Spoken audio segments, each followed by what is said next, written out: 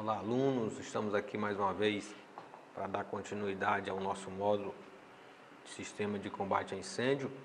Então, nós iremos ver nesta terceira aula os sistemas de prevenção e combate a incêndio. Nós iremos hoje entender e conhecer um pouco desse sistema. Esses sistemas eles são instalados em uma fábrica, numa grande empresa, prédios comuns também existe algum tipo desses equipamentos. Nós iremos falar de sistema fixo e sistemas móveis. Os fixos eles estão denominados por alarmes, redes de hidrantes, reservatórios e bombas de recalque. Este é um material que fica instalado no interior da empresa, já fica lá que ninguém consegue, de certas formas, não precisa ser removido para combater o incêndio. Eles estão lá, no ponto que eles estão, eles serão utilizados. Os outros serão os móveis, que são os extintores, os esguinchos, propulsores de espuma, que é um tipo também de esguincho, e as mangueiras, que ficarão também estacionadas, guardadas em abrigos, também no decorrer da fábrica, no interior da fábrica, em toda a sua edificação. Esse sistema de prevenção e combate a incêndio, ele é devidamente instalado por uma pessoa competente, habilitada, um engenheiro que entende do assunto em relação a combate a princípios de incêndio. Toda empresa acima de 750 metros quadrados, ela deve ter esse sistema preventivo de combate ao incêndio e inclui esses materiais fixos e os móveis. Então, no decorrer da aula, nós iremos ver e entender que estes materiais eles são projetados para que no futuro possa ser usado de forma adequada e eficiente.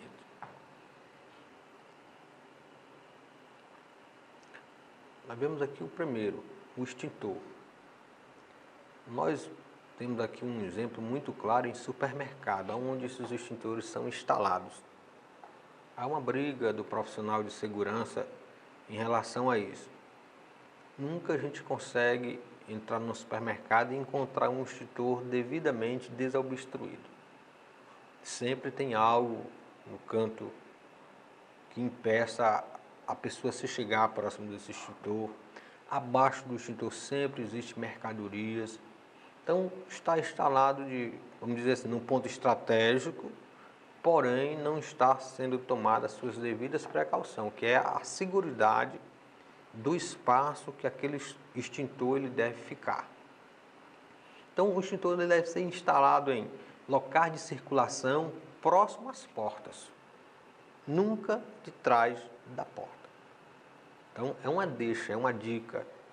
Se um dia você precisar visitar uma empresa ou talvez até trabalhar nesse sentido, você vai entender que se o extintor estiver atrás da porta e o incêndio, o princípio, for dentro da sala, quando você abrir a porta, você esconde esse extintor. Então, na verdade, num princípio de incêndio, na verdade, uma situação que provoca pânico, alvoroço.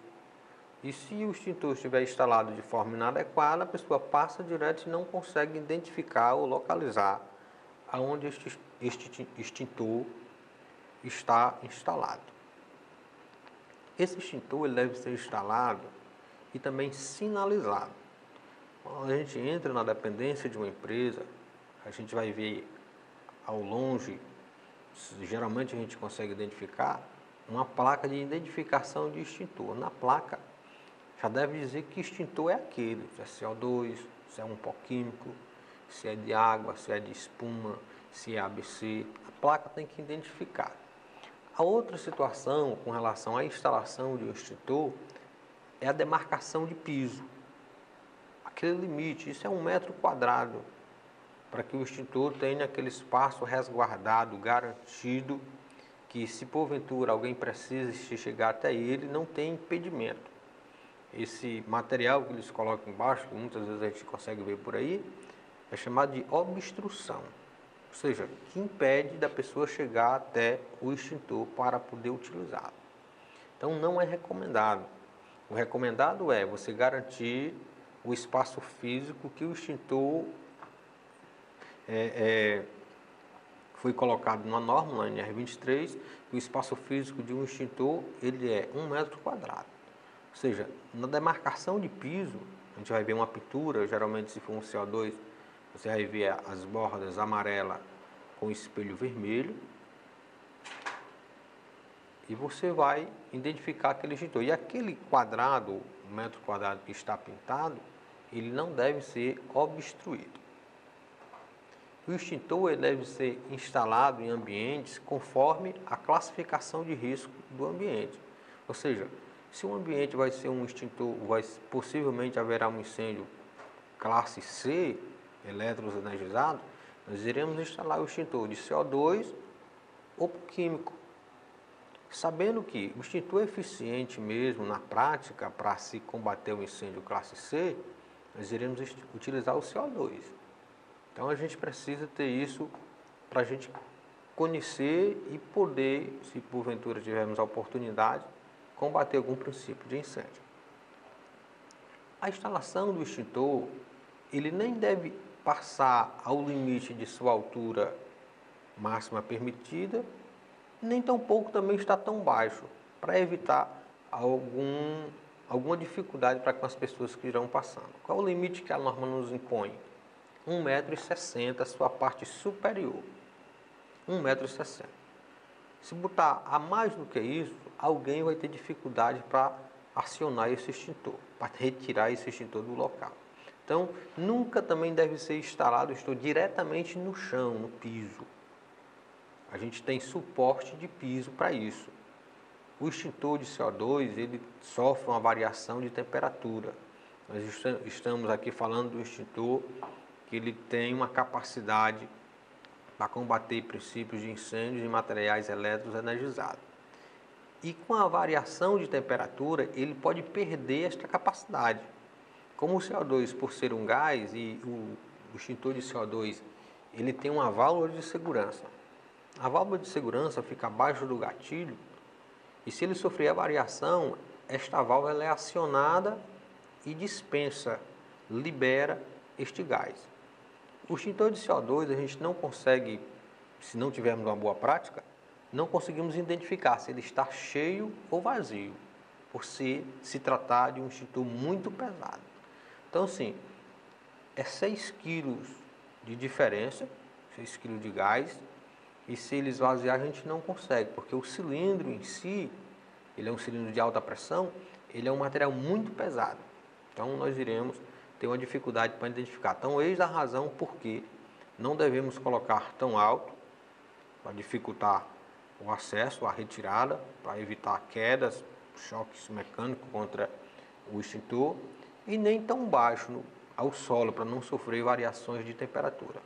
Ou se coloca a 1,60 m, conforme a norma, ou se coloca sobre suporte de piso. Isso deve atender todas as normas com relação a extintores. Nós temos aqui a manutenção e a inspeção de um extintor. Esse extintor que nós estamos mostrando aqui na figura, ele é um extintor que hoje, na verdade, os veículos não são mais obrigatórios a se utilizar. Mas vamos falar de manutenção, que não vai mudar a sua nomenclatura em relação ao extintor de 1 kg para um extintor de 6 kg, 8 kg, 10 kg, 12 kg e por aí vai. A manutenção é a mesma. Há uma inspeção no extintor, tem que ser feita uma inspeção no mínimo mensalmente. Ou seja, a pessoa responsável pela brigada de incêndio ou um brigadista, geralmente as empresas conseguem pegar o brigadista para ele dar uma manutenção, uma inspeção nesse extintor, ele vai passar, vai identificar o extintor. Ele vai identificar o extintor, a quantidade de peso, no caso, vai verificar as suas etiquetas, se está atendendo a norma, se não estão rasgadas, se estão visíveis, vai identificar um anel, que é do Inmetro, se ele está de uma forma a atender a legislação, e vai identificar os lacres. Se uma vez por mês você passar fazendo essa inspeção de extintores identificar que o lacre foi rompido, mas que o extintor lá está, ele deve ser removido. Existem duas situações que o extintor deve ser retirado do local que ele trabalha. Uma é recarga, a outra é combate. Então não tem justificativa para, vou tirar o extintor do lugar hoje porque eu não vou precisar dele. Não, o extintor ele é um vigia, tem que ficar sempre no canto estratégico para quando se precisar utilizar, assim eu faço. O ensaio hidrostático, que é o ensaio do cilindro, a capacidade que ele suporta de pressão. O extintor, ele sofre uma pressão na recarga. É colocado um gás e ele precisa estar testado. Então, essa recarga com o ensaio hidrostático, ele acontece a cada 5 anos, o ensaio hidrostático. A recarga a cada ano, ou então, quando o extintor, na inspeção, foi identificado que ele está sofrendo avarias, está mudando de cor, levou uma pancada, está com vazamento. Então, isso tem que ser identificado, tudo isso. Então, a inspeção, manutenção, a troca do anel do Inmetro, que isso tem que ser feito, e o ensaio hidrostático. São tipos de manutenções existentes no extintor.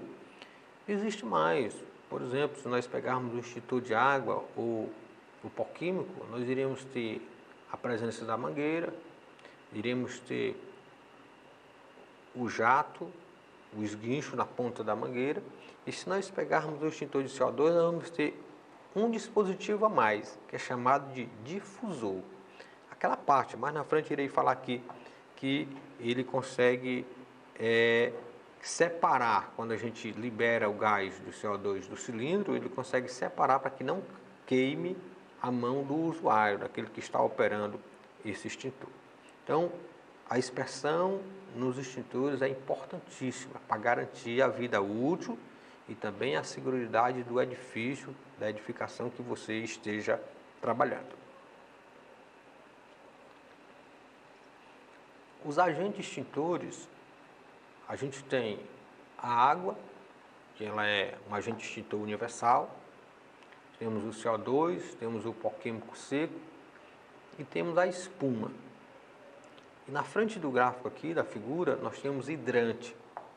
Então, o hidrante, ele é um agente extintor água, ou seja, é um agente universal.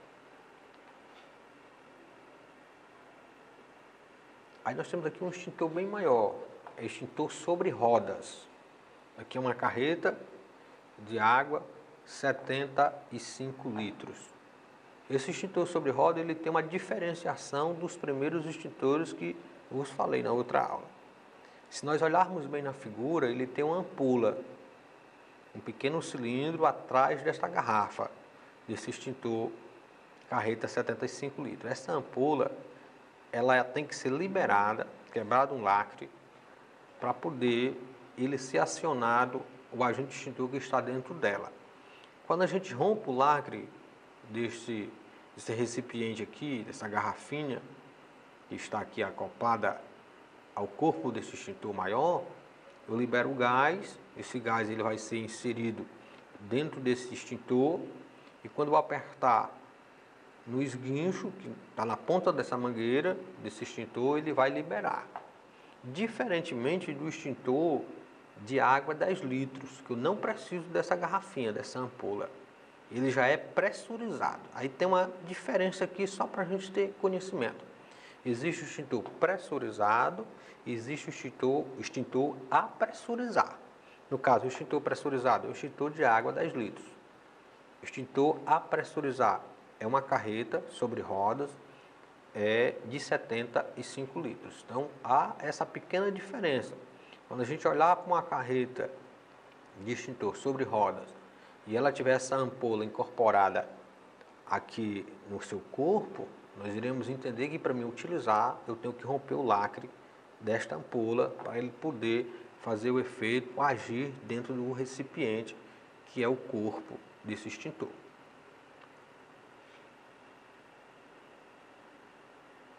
Nós temos aqui o pó químico regular. É o mais utilizado, mais normalizado dentro das empresas, das indústrias, principalmente de produtos químicos, indústrias de petróleo e por aí vai. Ele não é condutor elétrico, mas ele é corrosivo. Se nós pegarmos um incêndio num equipamento elétrico, e se eu quiser recuperar um dia esse equipamento que sofreu um princípio de incêndio, o que é que vai acontecer? Se eu usar o pó químico, eu irei danificar. Então, o recomendado seria o CO2, sendo que na etiqueta dele nós iremos ver que ele é utilizado em incêndios, líquidos inflamáveis e equipamentos elétricos. Mas na hora da gente escolher, embora que o CO2 seja um extintor mais caro, a gente tem que escolher por aquele que não vai nos trazer um dano maior. O incêndio já gera um dano. E esse dano, na verdade, sim, a gente tem que entender que este dano vai nos trazer um prejuízo. Agora é um prejuízo que eu posso recuperar a minha máquina. Se eu usar o pó químico, eu tive o dano do incêndio e agora da máquina, porque eu não irei ter condição de recuperar, na verdade, este equipamento.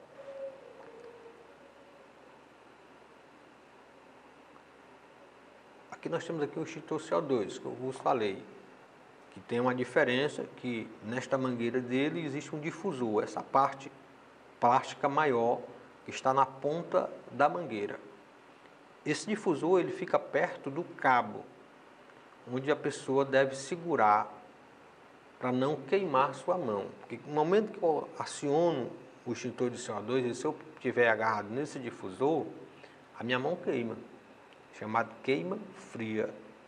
A mão começa, o extintor quando ele é acionado, ele libera este gás, o gás CO2, e ele gruda a minha mão nesse difusor. Então a minha mão sofrerei um acidente, né?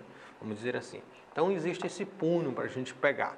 E quando a gente pega nesse punho e direciona o extintor, ou seja, esse difusor, à base do fogo, nós iremos ter êxito na execução deste princípio de incêndio. Então, a grande diferença de um extintor de água para um extintor pó químico, para um extintor CO2, nós iremos ver no cilindro. O cilindro de CO2 é uma espécie como se fosse um desenho de um batom. Tem já um difusor na ponta da mangueira, então já é um diferencial.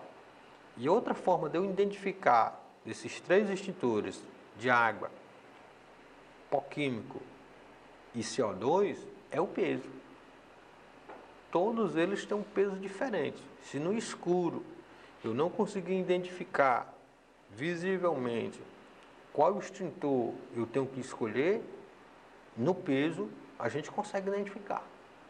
Então isso é importante a gente se ligar a isso. O extintor de CO2 ele é extremamente pesado. Ele pesa aproximadamente de 21 carregado a 24 quilos. A gente vai ver mais na frente o gráfico, eu tenho aqui mais na frente num outro slide. Então assim, o extintor CO2 ele é um extintor que ele sai um gás 78 graus, formando uma neve de gás carbônico, formando um gelo seco. E ele queima. Na verdade, se a gente pegar nesse difusor, quando acionar, vai queimar a mão, ou seja, nós sofreremos um acidente. Porém, ele não é condutor elétrico e também não é corrosivo. Então a gente tem que entender isso para que a gente não tenha uma perca já no princípio de incêndio e também no equipamento.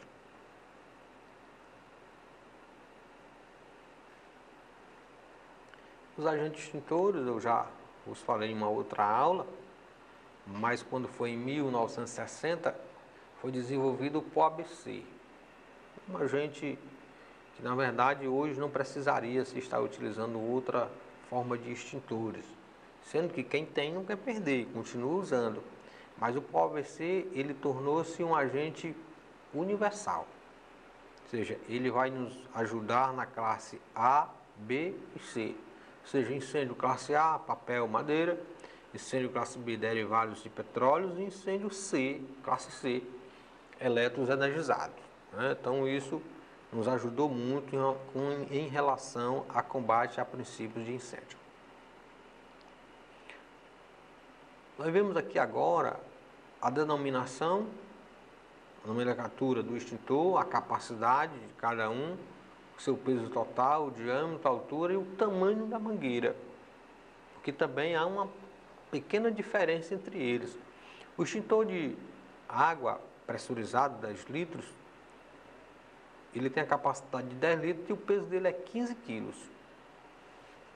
A sua altura são 68 e o tamanho 68 centímetros e o tamanho da sua mangueira é 0,60 centímetros. Ou seja, é uma mangueira curta, né, mas tem um alcance muito bom em relação a combate a princípios de incêndio. A carreta 75 litros, que é um extintor sobre rodas, ele vai ter no seu peso total 128 quilos, uma altura de 1,12 m e a sua mangueira ela é 5 metros. Ou seja, uma mangueira maior que você pode deixar o extintor numa parte anterior, ou seja, mais distante do princípio de incêndio e ir até onde está ocorrendo o princípio, o sinistro e combater. Você tem 5 metros de mangueira para fazer uso. O CO2, nós temos a capacidade dele que é 6 kg, é 6 kg de gás. O seu peso total é 24 kg. Então veja que o de água 10 kg, 10 litros, só pesa 15. O CO2 vai pesar 24. E a sua mangueira dá uma diferenciação por conta do difusor, ele chega a 70 centímetros de mangueira. Nós temos também o extintor CO2 sobre rodas de 30 kg. É uma carreta, extintor sobre rodas. Ele vai pesar 56 quilos, é sobre roda, ninguém vai andar transportando na mão, na verdade, a gente só puxa, né? E a sua mangueira, ela é 5 metros. Aí temos os outros extintores, pó químico 8 kg, pó químicos 20 quilos, né? Esse pó químico 20 kg também é uma carreta sobre rodas e a sua mangueira está num tamanho de 3 metros. Ou seja, para facilitar, como é o extintor sobre rodas e é mais pesado, a sua mangueira é maior. Para facilitar você chegar até mais próximo à base ou ao princípio, ao sinistro que você irá combater. Então é importante nós identificarmos de longe, a enxergarmos de longe um ambiente de uma empresa que você adentre, você vê de longe e identifique qual extintor você tem naquele ambiente. E se porventura tiver algum sinistro, você vai lembrar que na entrada da empresa, no ambiente que você entrou, tinha os extintores e você identificou qual eram os extintores que lá tinha, se era sobre rodas, se eram extintores portáteis, né? No caso o AP, água pressurizada, ou se seria um químico ou um CO2 6 kg, ok? Nós temos aqui os sistemas hidráulicos utilizado na empresa, ou seja, aquele sistema fixo que nós falamos no início da aula. Nós temos o reservatório, que é a fonte de água, para suprir o consumo. Esse reservatório, na verdade, toda edificação existe isso. Existe chamado reserva técnica de incêndio. É exatamente neste reservatório. Toda edificação predial, ele vai ter uma elevatória, que é uma caixa d'água, derivado, o consumo tanto para o bem das pessoas que lá estão, o uso de banheiro, o uso de cozinha, lavagem de mãos, tá? Mas quando chega um determinado consumo, esta reserva de água irá acabar para o consumo do prédio, banheiro, banho e por aí vai. Ficando só a reserva técnica, que garante a seguridade de combate a princípios de incêndio na edificação. Então, esse reservatório ele é muito importante. Então, não é à toa que quando a gente chega em uma grande empresa, a primeira coisa que a gente enxerga é uma caixa d'água chamada elevatória, ou seja, muito grande, que contém a reserva técnica de incêndio. O sistema de recalque são bombas utilizadas para pressurizar a água em combate a princípio, combate a incêndios, né? Por que isso? Porque quando se consome a água da reserva, a pressão de água na saída da ponta da mangueira, lá no esguincho, vai perder força. Então essa bomba de recalque é exatamente para estar bombeando, fazendo força para a água sair com mais velocidade e ter êxito no combate ao incêndio. Temos as canalizações Na rede de Temos as canalizações, rede de canos que conduz a água até os locais a serem protegidos, ou seja, os canos. E geralmente eles são identificados muito bem, são muito bem sinalizados. Vermelho. Se você viu uma canalização vermelha, você sabe que é uma rede de hidrante. Se nós entrarmos no shopping, nós iremos ver a parte superior, onde vai ter os chuveiros espínglicos, toda aquela canalização ela é vermelha, é voltada a combate a incêndio. Então, a identificação da canalização de rede preventiva contra incêndio já é sinalizada muito bem de cor vermelha. Hidrantes é dispositivo especial de tomadas de água para alimentar as mangueiras. Os hidrantes também têm a mesma cor da canalização, sendo que eles são estacionados em pontos estratégicos. E nós iremos ir mais adiante, iremos mostrar que o hidrante ele tem duas saídas, mas que na verdade não precisa ser duas saídas, dependendo da edificação. Existem algumas edificações que alguns hidrantes só existe uma saída. Geralmente em prédio a gente consegue identificar o hidrante com uma saída, mas em edificações de empresas são duas saídas. Aí temos os abrigos, é o compartimento que protege mangueiras e esguincho, aquelas caixas vermelhas.